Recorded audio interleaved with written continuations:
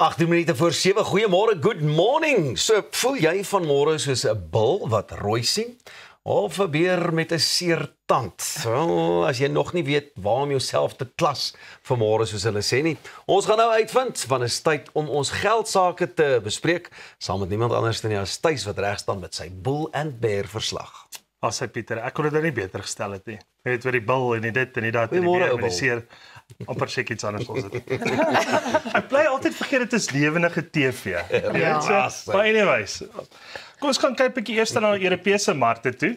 So die Europeërs het natuurlik jy weet 'n laasweek 'n rekordhoogte mark weer gehad. As ons gaan kyk waarop hulle gesluit het en natuurlik die Europese markte is baie op vandat hulle eintlik dit sê USA tariffs wars backfired. En ek hou nogal daarvan hè om te sê US tariffs wars backfired. So met ander woorde wat nou daaraan gaan is hy kontroversie wat dan natuurlik in laasweek uitgekom het waar die hof beslis het dat Donald Trump eintlik onreëlmatig opgetree het en dat hy buite die wetgewing opgetree het selfs om te sê ja, hy gaan hierdie erge tariefverhogings gaan in plek sit reg oor die wêreld. So met ander woorde daar's geen ander beter terme om dit te gaan verduidelik om te sê it backfired. Okay, so hierdie een is vir jou spesifiek vanoggend meneer Donald Trump. You're fired. Get out of here. You're fired.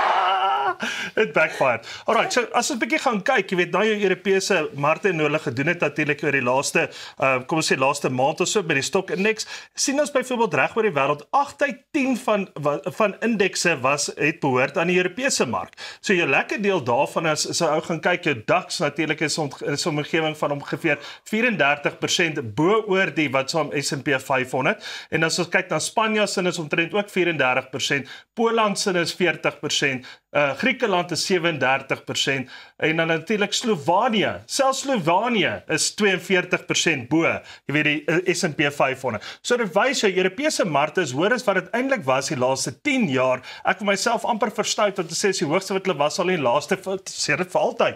Maar soos ek sê, dis my opinie daai. Maar as jy weer eens gaan kyk, as jy nie op die Europese markte was of jouself daar geplaas het in die laaste afgelope 24 maande nie, dan moet jy dalk 'n klein bietjie versigtig wees dat jy weer eens dan nie te hoog in 'n indeks intree en dalk 'n verlies hê, jy weet as hy dalk weer later aan stabiliseer nie. So ja, dit is 'n bilmarkte, is altyd lekker om 'n bil aan die horings te ry. Tot jy afval. Okay, want dan kom hy vir jou, hoor.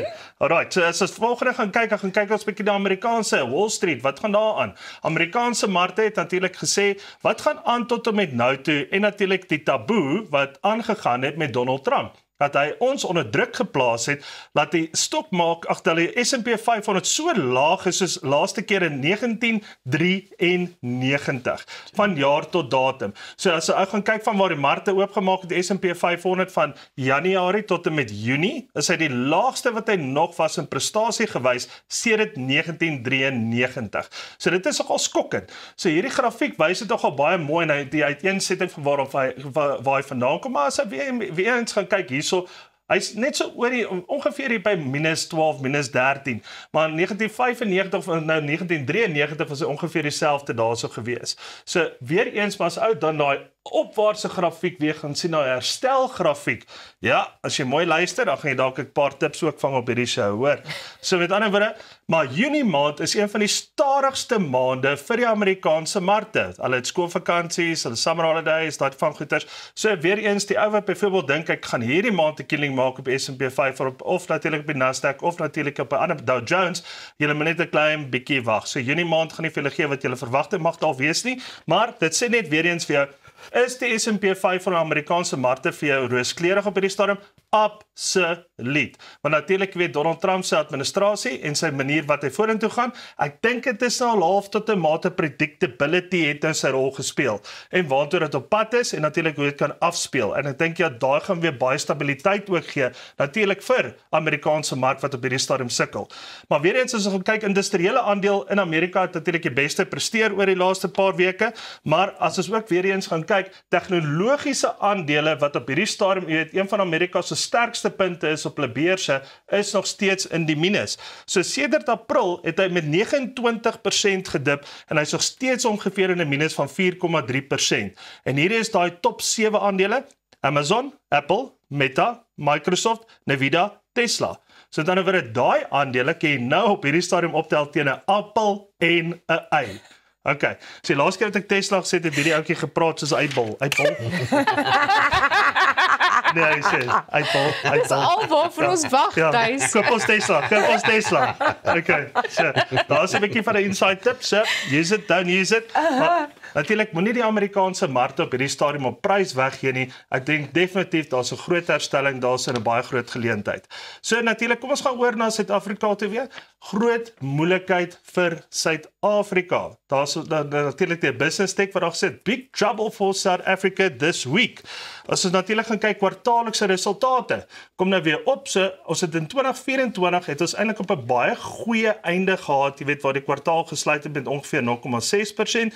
Die eerste kwartaal vir Suid-Afrika was 0% gewees en natuurlik nou is ons opwagtend om te gaan kyk hoe naby gaan ons kan kom. As ons byvoorbeeld sê die regering se projeksies was ongeveer 3% gewees. Ek dink ons gaan gelukkig wees as ons indien ons hierdie jaar by 0,8 tot en met dalk 1% kan uitkom.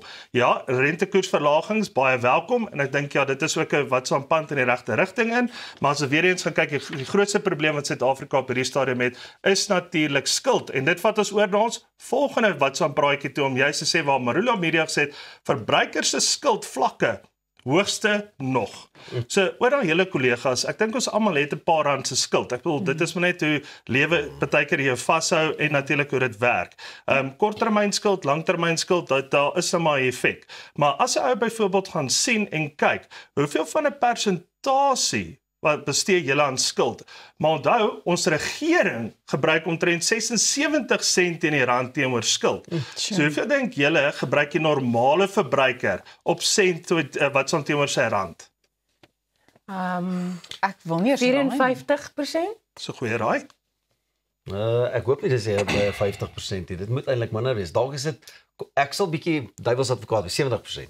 Goeie raai. Ek sal maar sê 60. Ook 'n goeie raai.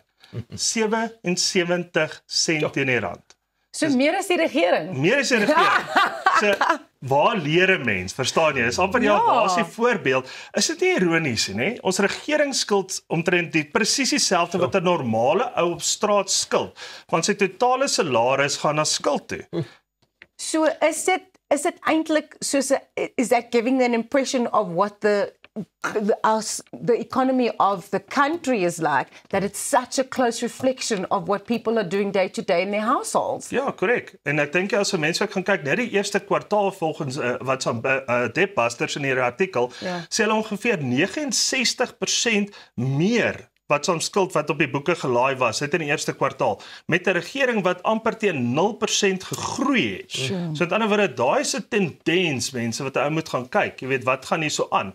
En natuurlik, die meeste van die skuld is op verbande, 52%, voertuie is omtrent 21%, kredietkaarte 14%, en dan ander soos klere skuld en so ongeveer 8,8%. So ja, dit is skrikwekkend. Die groot vraag is, dink jy daai balans gaan ooit weer kan herstel? Want ek meen, dit is 'n groot probleem. Ja, en die grootste probleem is hulle weer eens gekyk selfs pensioen, mense wat op pensioen is, wat daai ekstra neseiertjie ook gespaar het daar soos ongeveer 80% van mense wat meer onttrekkings maak uit hulle reserves uit, selfs na pensioen. So dit sê selfs vir pensioentrekkers ook op die einde van die dag trek swaarder. Maar dit is natuurlik te danke aan 135% se kragverhogings en 88% se petrolverhogings net oor die laaste paar jaar. So met ander woorde, niemand kan voorhou as jy daai tipe aggressiewe tipe van spikes kry. Jy weet wat elke dag sy effek het op alle man se sake en se sakke. Maar die grootste skokkende statistiek is mense wat onder R5,000 per maand verdien, 76 sent teen die rand gaan fisies vir hulle vir korttermyn skuld. Dan praat ons eers verbande of enigiets is dit nie. So dit is letterlik loan shark na loan shark na loan shark. Jy weet, so dit is skrikwekkend. En soos wat hy sê, wanneer kom 'n ou, jy weet, tot op stabiliteit om te sê, ja, maar ek is dalk net 50% van my totale inkomste gaan na skuld toe, want dit is langtermynskuld, soos byvoorbeeld 'n voertuig en byvoorbeeld dan nou 'n verband. Jy weet, maar korttermynskuld, jy weet, wat ongeveer in 'n omgewing van amper 22 tot 23% uitmaak, jy weet, daai is die tipe van skuld wat hy eers moet probeer delg, so gou as moontlik. Ja, maar ek dink dit gee beslis 'n indruk van hoe moeilik dit is vir die gewone mens op straat om by te bly, like without that debt and without any kind of assistance, we just are not getting by. En daar's ongeveer wat so 35% die skuldvlakke in die laaste 9 jaar. So omtrent 1/3 van persone het 'n addisionele skuld ingedelg, jy weet wat nie in skuld was nie, net oor die laaste 9 jaar. Maar Pieter, ek dink jy het so vinnig ook 'n storie, jy weet van ouens wat in hulle wat so ek dink in hulle inkomste wat so fondse in eet ook. Ja, inkomstefondse, ek weet, was nogal 'n ding wat jy weet met die eise en goederes wat jy weet mense, Ross, jy ken ook die storie, ek en jy het vinnig daaroor gestel. Ja. Jy weet ouens wat eis vir kanker of spier en skeletafwykings, geestesgesondheidstoestande en. So daar's 'n duidelike toename met inkomstebeskerming en goederes wat die ouens ook daai tipe van dinge soek. So die vraag is nou net, jy weet, Liberty waarsku ook dat werksdruk en 'n sittende leefstyl groot bydraes het tot die gesondheidstendense wat die ouens nou al hierdie eise instel. Ja. Wat hulle wil nou gee. Ja, jy sê nou ons 'n bietjie vroeër daaroor gepraat, maar dit is vir my nogal baie interessant dat mense wat hulle dreaded disease cover nou gebruik, is meestal tussen 30 en 50 jaar oud. So legit is van hulle eise ook weer eens. Jy weet so, maar mense kry dit swaar. Ek wil sê nee, maar daaroor is met ander woorde, jy tap baie veral rondom geestheidsinstelling. Jy weet so wat 'n ou probeer 'n eis gaan kry, want ek bedoel as jy desperaat is jy wel desperaat. Ek sê nie dit is so nie, maar daar is 'n tendens waar hierdie goeie baie verhoog en daar's ook 'n groot tendens, jy weet, selfs van selfmoord wat soms syfers wat tussen middeljariges en ouer ook baie optel. Ek dink dit kan nogal 'n lekker gesprek wees vir 'n volgende keer. Beslis, ja. Altyd om hierdie gesprek vandag op te som. Yikes. Is bekommerd. Maar onthou, jy kan adverteer op Goeiemôre Good Morning. Stuur net vir ons 'n e-pos na sales@creatorsway.co.za. Net hierna gaan ons 'n bietjie op 'n lugballon toer. Jy wil dit nie misloop nie.